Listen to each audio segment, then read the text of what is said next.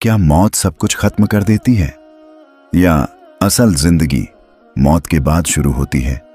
एक ऐसा जहां ना सूरज उगता है ना चांद डूबता है, जहां वक्त रुक जाता है मगर इंतजार शुरू होता है। बरज़ख एक रूहानी दुनिया है जो इस जिंदगी और आखिरत के दरमियान मौजूद है।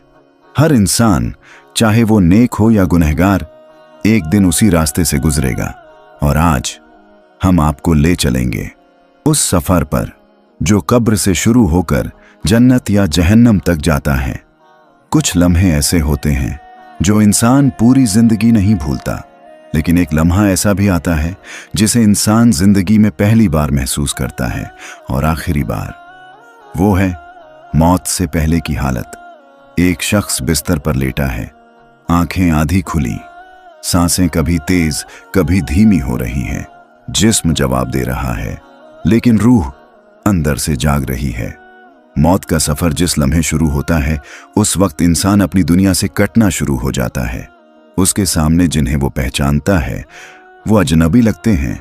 उसकी आवाज कोई नहीं सुनता, लेकिन उसे हर चीज की फीलिंग और फिक्र होती है। कभी वो ख्वाब देखता है, कभी बचपन याद आता है, कभी कोई भूली हुई गलती जहन की स्क्रीन पर चलने लगती है। लगता है जैसे पूरी जिंदगी किसी फिल्म की तरह रिवाइंड हो रही है। इस दौर को सकरात कहा जाता है, यानी मौत की सख्तियां।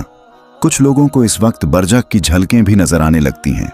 कभी हल्का सा नूर, कभी डर की एक लहर, कभी लगता है कोई मौजूद है मगर दिखता नहीं।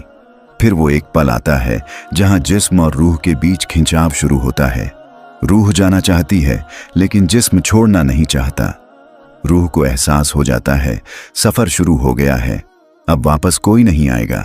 कमरा खामोश है, सांसें अब थक चुकी हैं, जिस्म के अंग धीरे धीरे सुन्न हो रहे हैं, लेकिन आंखें कहीं दूर देख रही होती हैं।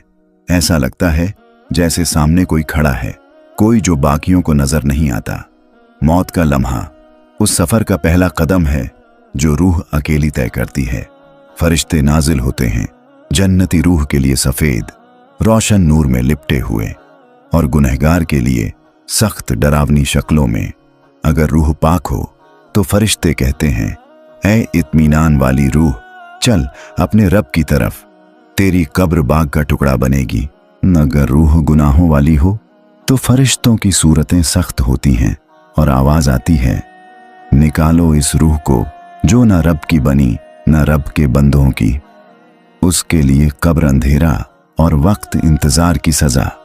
फिर रूह जिस्म से निकलती है, कभी नरमी से फिसलती हुई, कभी